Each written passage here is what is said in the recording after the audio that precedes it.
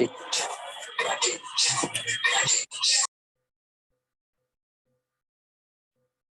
आज chapter start करने वाले हैं बेंडिंग स्ट्रेस एंड बीम्स। ठीक है, bending and stress and beams में हम लोग कर रहे हैं, तो हम लोग दो चैप्टर जो उससे पहले पढ़े उन पे ही बेस्ड ही चैप्टर है, मगर इसका ऑब्जेक्टिव कुछ और है। मगर आपने वो स्टार्टिंग के दो चैप्टर पढ़ रखे हैं, बेंडिंग मोमेंट वाला और मोमेंट ऑफ इनर्शिया वाला, तो ये चैप्टर आपका इजी निकल जाएगा। ये चैप्टर बेसिकली हम फील्ड की बात करें तो बेंडिंग स्ट्रेस किसमें जनरेट होता है? बीम्स में। तो अगर हम स्ट्रेस निकाल रहे हैं तो स्ट्रेस कब निकालते हैं? जब हमें उसका डिजाइन करना हो। तो बेसिकली ये this chapter deals with the design of beams, या फिर जो ऑलरेडी डिजाइन है तो उसका लोड कैरिंग कैपेसिटी कैलकुलेट करने के लिए, how much load they can carry,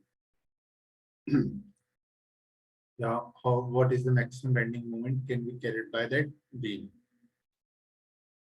ये इस चैप्टर का ऑब्जेक्टिव है। इसमें बेंडिंग स्ट्रेस की बात हो रही है तो अदर स्ट्रेसेस इंक्लूडेड नहीं है। तो जब अदर स्ट्रेसेस इंक्लूडेड नहीं हो रही हैं अभी इस केस में, तब उस कंडीशन को, एक पर्टिकुलर कंडीशन को हम लोग कहते हैं pure bending condition. Pure bending का मतलब क्या है? प्योर बेंडिंग का मतलब ये है कि no other force apart from bending is present in that section. Like example हम लोग देखें, ये बीम है, ABCD बीम है, इसमें दो लोड लग रहे हैं एंड पे, तो हमने इसका शियर फोर्स डायग्राम बनाया, बेंडिंग मोमेंट डायग्राम बनाया। अब आप देखो CA प्योर बेंडिंग का पार्ट है, हमने ऊपर क्या बोला? ये बीम है, शियर फोर्स है, bending moment, in the part there is no shear force, it's subject to bending only. This condition of being between A and B is called pure bending. तो अगर हम CA की बात करें, यहाँ पे सेक्शन लें, हम लोग, तो इस सेक्शन पे बेंडिंग मोमेंट भी आ रहा है और शियर फोर्स भी आ रही है, तो ये CA वाला पोर्शन आपका बेंडिंग कंडीशन में नहीं आता, प्योर बेंडिंग कंडीशन में नहीं आता, ऐसी बेंडिंग नहीं आता। जब AB पे सेक्शन लोगे तो किसी भी सेक्शन पे आप शियर फोर्स निकालोगे वो जीरो आएगी, अगर बेंडिंग मोमेंट की वैल्यू आ रही है नॉन जीरो।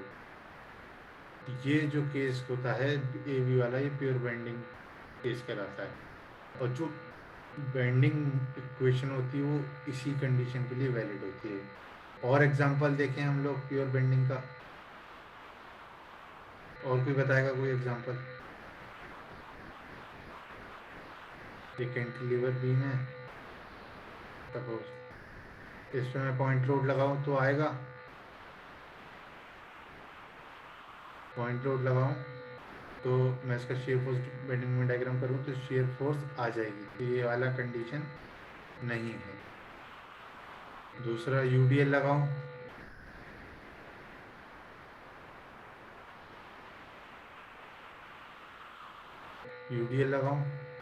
तो भी नहीं होगा क्योंकि शियर फोर्स आ जाएगी। तीसरी कंडीशन, अगर मैं एक पॉइंट मोमेंट लगा दूं M का, तो इसमें अब कोई शियर फोर्स जनरेट नहीं होगी, पूरे में कांस्टेंट मोमेंट चला जाएगा, तो ये प्योर मोमेंट कंडीशन या फिर प्योर बेंडिंग कंडीशन हो जाएगी।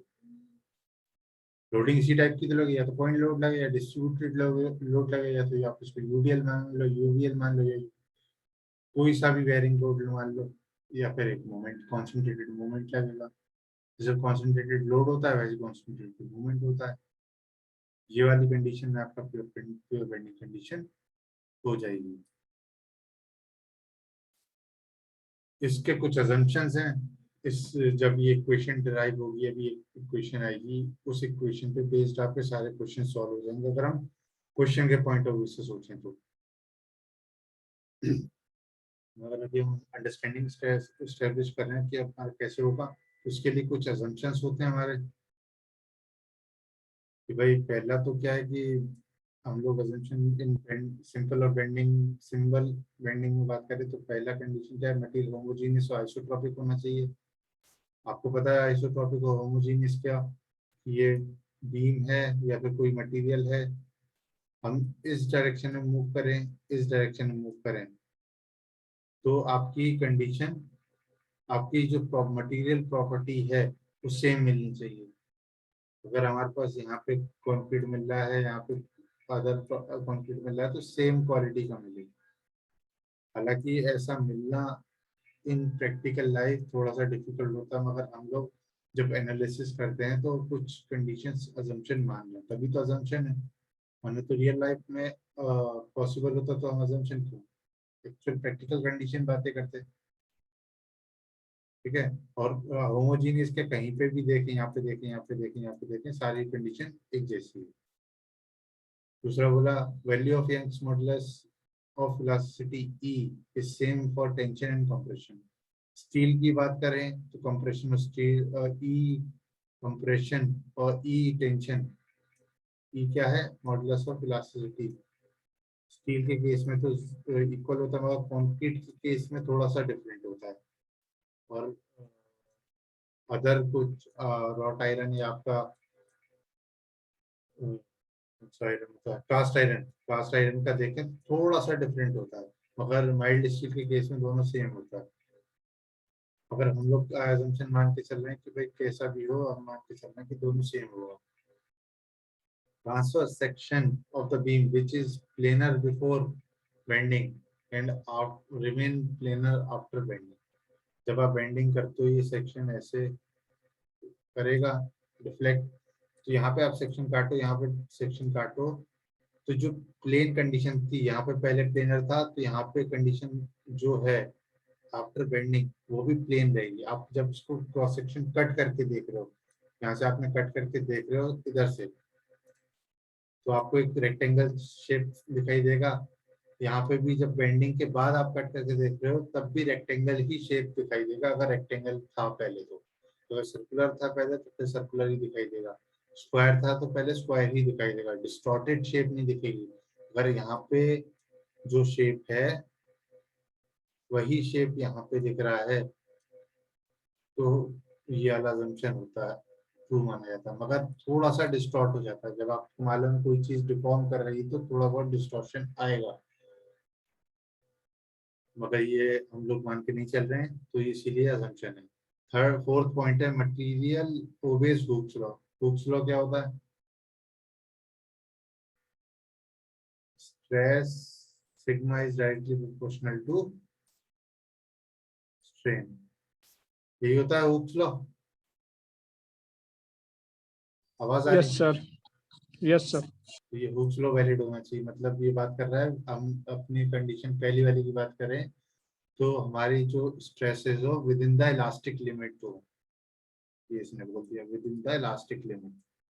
ये जनरली ये हमेशा ही ट्रू होता ही है, अजम्पशन मानो नहीं मानो, क्योंकि इससे ऊपर ले आने पे मटेरियल में डिफॉर्मेशन ज्यादा हो जाता है तो हम उसको फेल कंडीशन में मान लेते हैं। ये कुछ और अजम्पशंस हैं छोटे मोटे, इतने इंपॉर्टेंट नहीं। Loads are applied on the plane of the bending, भाई तभी तो बेंडिंग आएगी, वरना अदर स्ट्रेसेस आ जाएंगे। Transverse section of the beam is symmetric about the axis passing through centroidal axis and parallel to the bending axis। ये एक थोड़ा सा कंडीशन है कि आपका जो सेंट्रोइडल एक्सिस है passing through centroid, transverse axis. Transverse axis की बात करें तो कौन सी बात कर रहे हैं, ये कंडीशन है, ये एक एक्सिस है, ये एक्सिस, कौन सी ट्रांसवर्स एक्सिस है, ये वाली वाई वाई या एक्स एक्स।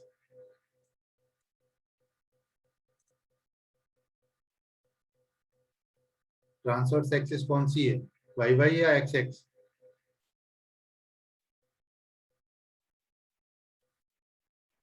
बोलो, आवाज आ रही है? Yes sir. ट्रांसवर्स एक्सिस कौन सी है, एक्स एक्स या वाई वाई?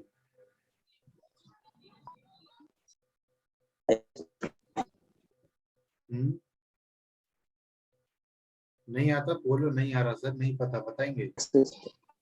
नहीं सर जी, नहीं आता।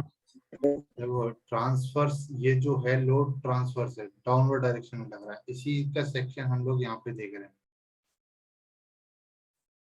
ये एक एक्सिस है, ये एक्सिस है, तो ट्रांसवर्स जो इसी की डायरेक्शन होगी वही तो होगी ट्रांसवर्स। ये ट्रांसवर्स लोड है, ट्रांसवर्स लोड ही आपके बेंडिंग और बेंडिंग जनरेट करते हैं शेयर फोर्स। ये भी ट्रांसफर सोर्स है, मतलब जो बीम है बीम के परपेंडिकुलर ये लोड यहाँ पे लगा हुआ है, ये लोड जो लगा हुआ है ये बीम है, ये भी यहाँ पे लगा हुआ है, तो ये ऐसा लोड अंदर इस बीम के अलोंग मूव कर रहा है, तो transverse axis Y Y axis है। तो ये कह रहा है ये जो बेंडिंग इक्वेशन है वो वैलिड होती है आपका सेक्शन वाई वाई के अबाउट सिमेट्रिक हो तभी, ठीक है। एक्स एक्सिस के अबाउट हो या ना हो उससे मैटर नहीं करता, मतलब वाई वाई के अबाउट मैंडेटरी है इसके इस कंडीशन को फुलफिल कराने के लिए।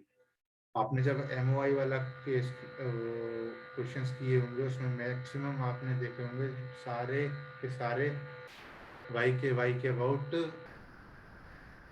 सिमेट्रिक होंगे। किए थे किसी ने क्वेश्चन? Yes sir. थे नहीं थे सारे वाई यस के सर। यस सर, वाई के अबाउट सिमेट्रिक थी। मैक्सिमम केसेस आपके वाई के अबाउट, तो वो इसीलिए थे कि वो बेंडिंग के लिए यूज होने वाले सेक्शंस थे वो, और उसमें बेंडिंग इक्वेशन वैलिड हो तो ही उसको बनाया जाता है, और उस केस में आप उसकी स्ट्रेंथ भी ज्यादा आती है। और लास्ट सेकंड लास्ट है आपका रेडियस ऑफ कर्वेचर।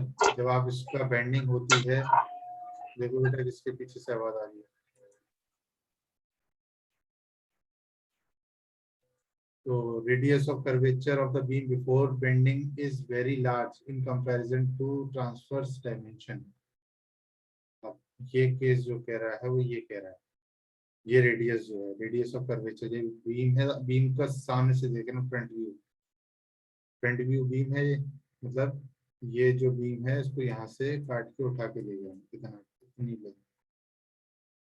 ये देख रहे हैं ये फाइबर्स हैं डिफरेंट डिफरेंट, एक ये फाइबर है, ये फाइबर है, ये टॉप मोस्ट फाइबर है, मतलब top bottom most distance from the neutral axis, ठीक है। तो रेडियस ऑफ कर्वेचर ये जो आर है वो जो इस डायमेंशन से बहुत ज्यादा है, वो ये कहना चाह रहा है। वो अभी ये कहाँ यूज होगा पता है, each layer of the beam is free to expand और कॉन्ट्रैक्ट इंडिपेंडेंटली। ये वाली लेयर ये वाली layer independently free to move है, मगर ये चीज पॉसिबल नहीं है, फ्रिक्शनल रेजिस्टेंस ऑफर होगा, मगर इस केस में आपका assumption है तो assumptions मान के ही एनालिसिस कर रहे हैं। तो ये जो इक्वेशन डिराइव करी गई है देख लेना, आपके सिलेबस में तो है नहीं, वैसे आप कहोगे तो मैं बता दूंगा। अल्टीमेटली ये जो इक्वेशन आती है ये वाली, ये इक्वेशन आपकी इंपॉर्टेंट है सबसे ज्यादा। ये इक्वेशन आपको याद है तो आप सारे क्वेश्चंस कर ले जाओगे।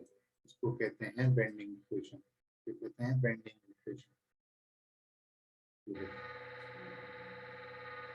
ये डेरिवेशन किसी को पूछना है तो बता दो, मैं बता दे रहा हूँ, वैसे है नहीं सिलेबस में।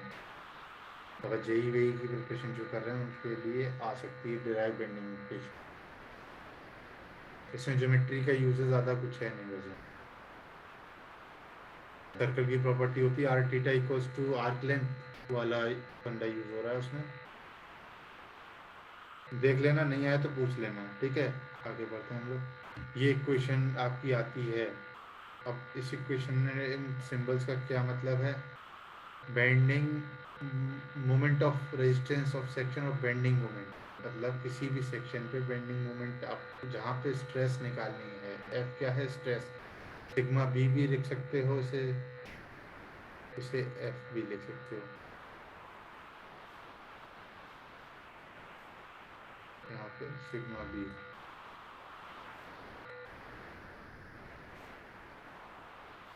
सिग्मा बी या एफ दोनों बेंडिंग स्ट्रेस को रिप्रेजेंट कर रहे हैं, एफ और sigma B bending stress represent कर रहे हैं at Y distance from the neutral axis. ये वेरी करता है सब जगह, ठीक है। पहले तो मोमेंट ऑफ इनर्शिया निकालो उस सेक्शन, सपोज आपको अभी स्टेप्स बताएंगे कैसे निकालते हैं, पहले सिंबल्स का मतलब देख लो। आई क्या होता है, moment of inertia of the section about neutral axis. Neutral axis आपको पहले तो आपको न्यूट्रल एक्सिस लोकेट करनी पड़ेगी। कैसे? अगर अगर अनसिमेट्रिक है तो आप मोमेंट ऑफ उसका सीजी वाले फंडे से उसकी न्यूट्रल एक्सिस लोकेट करोगे, उसके बाद उसका मोमेंट ऑफ इनर्शिया निकालोगे। अब फिर उस क्वेश्चन में पूछोगे कि किस किस फाइबर पे आपका निकलवाना चाह रहा है, आपका ये वाले फाइबर पे निकलवाना चाह रहा है, ये वाले फाइबर पे निकलवाना चाह रहा है। भाई की डिस्टेंस क्या कहना चाह रहा है कि वो बोलेगा कि find the maximum bending stress. Maximum bending stress की बात करी तो स्ट्रेस सिग्मा बी, उसको यहाँ से हम लोग ऐसे नहीं लिख सकते, सिग्मा बी या F equals to M into Y over I लिख सकते हैं। अगर मैक्सिमम बेंडिंग स्ट्रेस कह रहा है तो sigma B is directly proportional to Y, Y की मैक्सिमम वैल्यू होगी वहां पे हमारे पास मैक्सिमम बेंडिंग स्ट्रेस मिलेगा। तो कहाँ की बात कर रहा है? जब अगर वो वाई की वैल्यू ना दे तो वाई यहाँ पे मैक्सिमम लेंगे, ये डिस्टेंस वाई मैक्स की वैल्यू जो ले लेंगे वो आपके पे सिग्मा बी मैक्स दे देगा, मतलब बेंडिंग स्ट्रेस मैक्स दे देगा इन द सेक्शन। अगर वो पूछे कि इन बिटवीन किसी फाइबर में पूछे कि भाई at a fiber at a distance of mid mid point of the remaining half, मतलब y/4, मतलब ये पूरा d है तो d/4 पे पूछ रहा है इस तरीके से। ये y डिस्टेंस डेप्थ के अलोंग है, डेप्थ ध्यान रखना है, लेंथ के अलोंग नहीं है, डेप्थ के अलोंग है। ये बीम का क्रॉस सेक्शन होता है तो यहाँ पे ये d डिस्टेंस, ये y डिस्टेंस है, ठीक है। तो और r क्या है? Radius of curvature of neutral axis. Neutral axis मतलब ये न्यूट्रल एक्सिस के अबाउट r।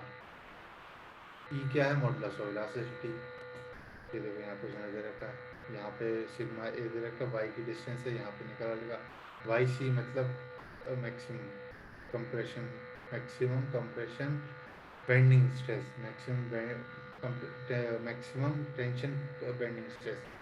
बेंडिंग स्ट्रेस भी दो टाइप की होंगी, जब आपका बेंड करेगा तो ऊपर कंप्रेशन होगा, फाइबर छोटी होने की कोशिश करेंगे, यहाँ पे देख रहे हो आप, यहाँ पे ये लेंथ कम होने की कोशिश कर रही है, बढ़ने की कोशिश कर रही है, तो यहाँ पे टेंशन जनरेट हो रही है, यहाँ पे कंप्रेशन जनरेट हो रही है, ये आपको बताया गया था बेंडिंग मोमेंट वाले चैप्टर में, ठीक है। तो आपका बेंडिंग जनरेट हो रहा है, कंप्रेशन, तो आप बेंडिंग स्ट्रेस दो तरीके की मैक्सिमम होंगी, बेंडिंग कंप्रेशन मैक्सिमम और बेंडिंग टेंशन। तो उन्होंने कहा अगर बेंडिंग पूछ रहा है कि मैक्सिमम बेंडिंग स्ट्रेस बताओ, तो आप दोनों निकालोगे, फिर उसमें से मैक्सिमम वाला रिपोर्ट करोगे। आपको पता नहीं होगा या फिर आप वाई डायरेक्टली निकाल लो कि कौन सा ज्यादा है, तो उसके अकॉर्डिंग आप रख सकते हो, ठीक है। मगर इस बेंडिंग अगर स्ट्रेस निकाल रहे हो इस सेक्शन पे, इस सेक्शन में बेंडिंग मोमेंट कांस्टेंट रहेगा, तो आपको मैक्सिमम बेंडिंग मोमेंट निकालने से पहले, मैक्सिमम बेंडिंग स्ट्रेस निकालने से पहले मैक्सिमम बेंडिंग मोमेंट निकालना मैंडेटरी है। तभी आपको सिखाया गया था कि बीम में मैक्सिमम बेंडिंग मोमेंट कैसे निकालना है। पहले मैक्सिमम बेंडिंग मोमेंट निकालोगे, फिर उसके बाद मोमेंट ऑफ इनर्शिया निकालोगे, फिर आप जिस फाइबर पे निकालना है स्ट्रेस या मैक्सिमम निकालना है तो एक्सट्रीम फाइबर पे निकाल लोगे। अब ये स्टेप्स हैं आपके, कैसे कैसे निकालना होता है। Calculate the maximum bending moment acting on a beam for a given load. Loading जैसी दे रखी हो आप उसके अकॉर्डिंग उसमें मैक्सिमम बेंडिंग मोमेंट निकालेंगे। उसके बाद क्या करेंगे? Calculate the CG. अगर सिमेट्रिक नहीं है तो आपको सीजी निकालना पड़ेगा। इसमें देखो वाई बार ही निकालने को बोला, एक्स बार निकालने को नहीं बोला। क्यों नहीं बोला?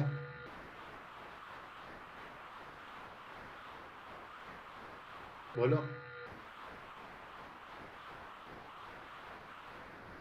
असम्पशन था एक, ये वाला असम्पशन, तो हर असम्पशन ये वाला ट्रू रहेगा उसमें। और बेंडिंग आपकी एक्स एक्स के अबाउट हो रही है, ये एक्स एक्स है, वाई वाई है, वाई वाई ये है, बेंडिंग किसके अबाउट हो रही है, इस एक्सिस के अबाउट रोटेट करेगा, ये इस एक्सिस के अबाउट बेंड करेगा वो, जैसे मैंने स्केल वाला केस समझाया था। इसलिए वाई बार निकाल के उसका न्यूट्रल एक्सिस लोकेट कर लिया। फिर उसके बाद आप लोग मोमेंट ऑफ इनर्शिया निकालेंगे उस न्यूट्रल एक्सिस के about. Find the Y maximum Y value of Y, जहाँ पे आपको मैक्सिमम बेंडिंग स्ट्रेस निकालना है। Neutral axis on the outermost fiber, ऑटो वाई वाई टी और वाई सी, ये सी है कंप्रेशन और टेंशन में से जो ज़्यादा होगा वो ले लेंगे। Bending stress bending equation use करेंगे तो सिग्मा भी निकाल लेंगे। अब देखो, ये सिंगल इक्वेशन है that is sufficient for every question. अगर आपको ये देखना है कि आपको इस बेंडिंग इक्वेशन का यूज कैसे करना है, अब हम देखेंगे इसमें टाइप ऑफ क्वेश्चंस कैसे बनते हैं। एक सबसे पहला क्वेश्चन बनता है सिंपल कि बेंडिंग स्ट्रेस निकालो। कोई लोड दे रखा होगा,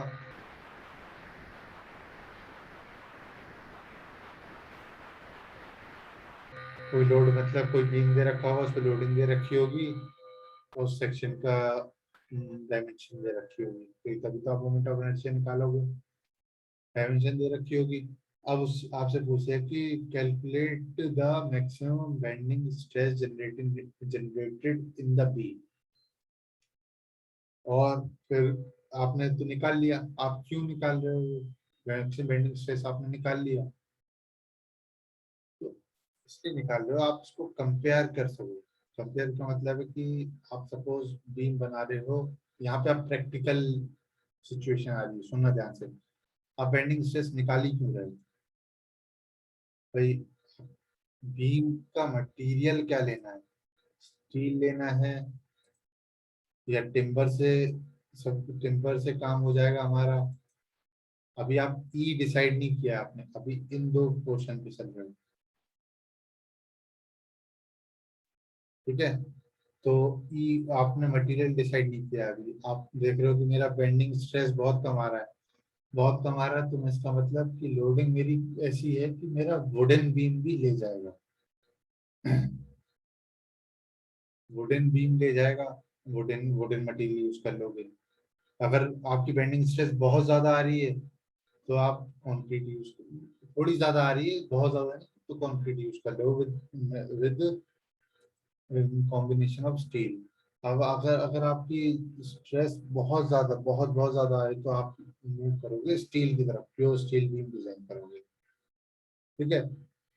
तो आप बेसिकली डिसाइड कर रहे हो कि कौन सा मटेरियल यूज करना है या फिर कौन से टाइप का बीम यूज करना है। अगर आप देखो, जब आप बहुत ज्यादा स्ट्रेस आ रही है, आपने स्टील यूज कर लिया, उसके बाद भी आपका फेल हो रहा है, तो आप उसको रीडिजाइन करोगे कैसे, आई मोमेंट ऑफ इनर्शिया वो करके, क्या करके, बढ़ा के।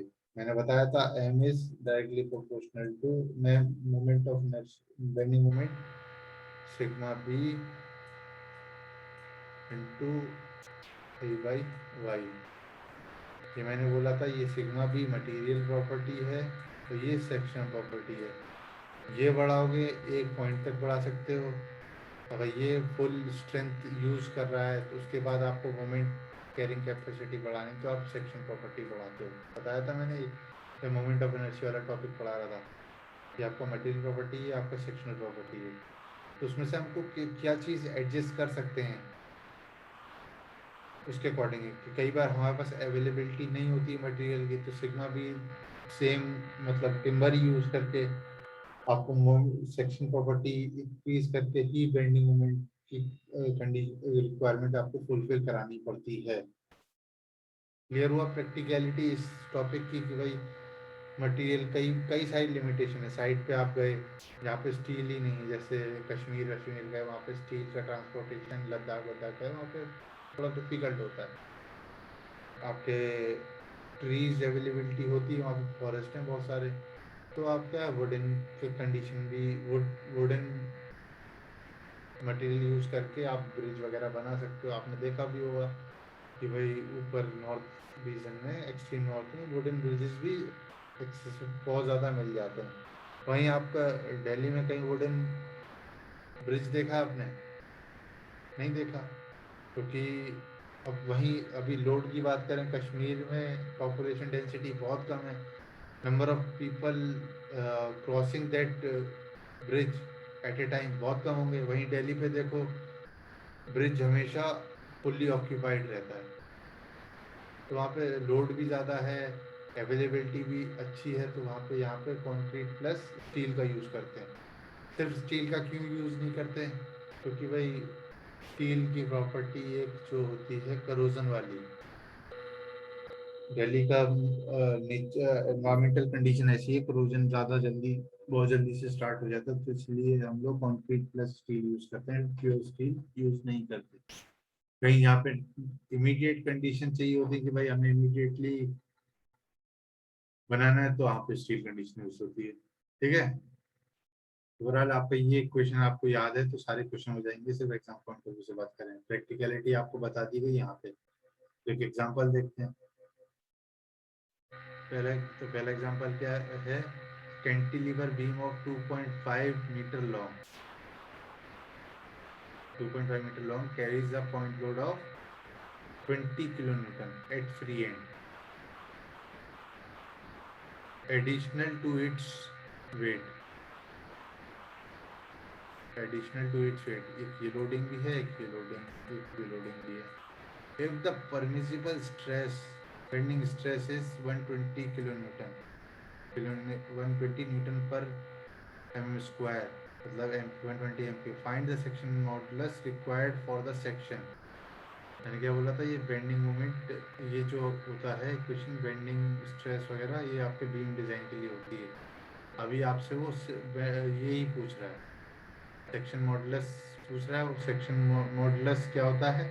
एम बाई आई, मतलब I by Y, M by I by Y, moment of inertia over Y, ये होता है आपका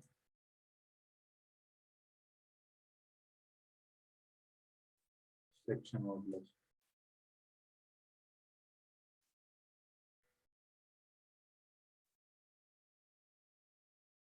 ये होता है आपका सेक्शन मॉडुलस। ठीक है, याद रखना सेक्शन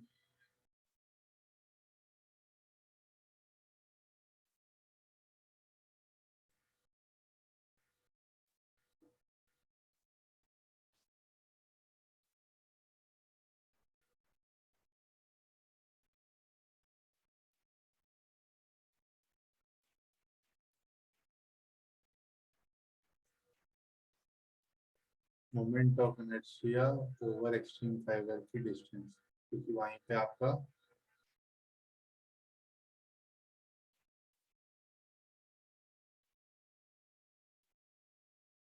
ठीक है ये मांग रहा है वो। अब क्या आपको क्या निकालना है? पहले तो मैक्सिमम बेंडिंग मोमेंट निकालना होगा। कैंटिलीवर बीम है, कैंटिलीवर का मैक्सिमम बेंडिंग मोमेंट कहाँ पे लाई करता है? सपोर्ट पे, फ्री एंड पे लगा हुआ 20 kilonewton।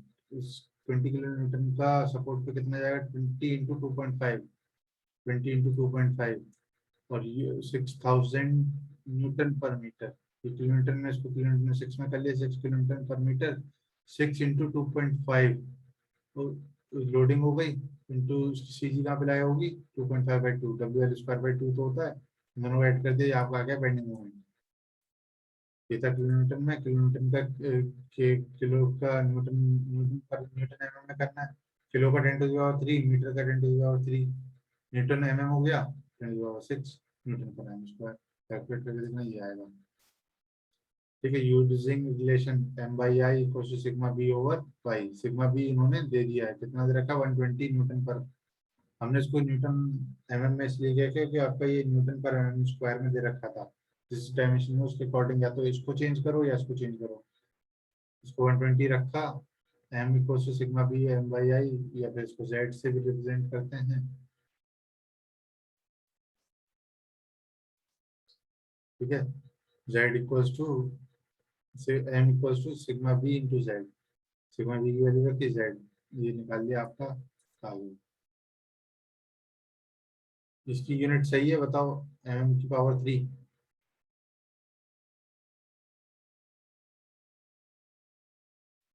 मोमेंट ऑफ इनर्शिया क्या होता है? mm⁻4 बाई mm, तो mm⁻3। ठीक है, क्लियर है? डाउट है किसी को यहाँ इस क्वेश्चन में? ये बीम डिजाइन का पार्ट है, ये जो आपका बीम डिजाइन हो गया, आपकी इतना moment of inertia section modulus सही है। आप स्टील बीम में जाके डिजाइन करोगे, अभी स्टील बीम पढ़ोगे, स्टील स्ट्रक्चर पढ़ोगे, तो आपको ये निकालने के बाद स्टील टेबल से मोमेंट ऑफ सेक्शन मॉडुलस के सेक्शन उठाने पड़ते हैं। और आप जब आरसीसी का डिजाइन करते हो तो आप डायरेक्टली इसके लिए डिजाइन करते हो कि भाई इतने का मैं बीम लिखूं, क्या रिवर्स कैलकुलेशन होती है कि आप अज्यूम करते हो कि मेरे पास एक रेक्टेंगुलर सेक्शन होगा, उसकी एल बी लेंथ होगी, तो width is equals to 1.2 times of depth assume करोगे, उसका लेंथ एंड ब्रेड्थ आप डायमेंशन कैलकुलेट करते हो। समझ रहे हो? ये डी है, ये बी है, तो इसमें आपको ये कैलकुलेट कर सकते हो इससे। कैसे? ये कि अगर रेक्टेंगुलर है तो इसका सेक्शन मॉडुलस हो जाएगा बी डी क्यूब बाई 12 होता है आई, और वो क्या आएगा वाई D/2, तो ये आपका आया था BD²/6। इसको आप BD²/6 के इक्वल रख दोगे, बी और डी में आप अजम्पशन मानोगे कि भाई B is D is twice of B, तो आप उससे डायमेंशन कैलकुलेट कर सकते हो। बेसिकली आप बीम की डायमेंशन बता रहे हो, जो आपके कॉलेज में बीम्स आपको दिखते हैं, आप उसकी भी डायमेंशन कैलकुलेट कर सकते हो, आपको लोडिंग पता हो तो। क्लियर है यहाँ तक? बोलो। Yes yes sir. किस लिए यूज हो रहा है ये बेंडिंग स्ट्रेस वाला टॉपिक?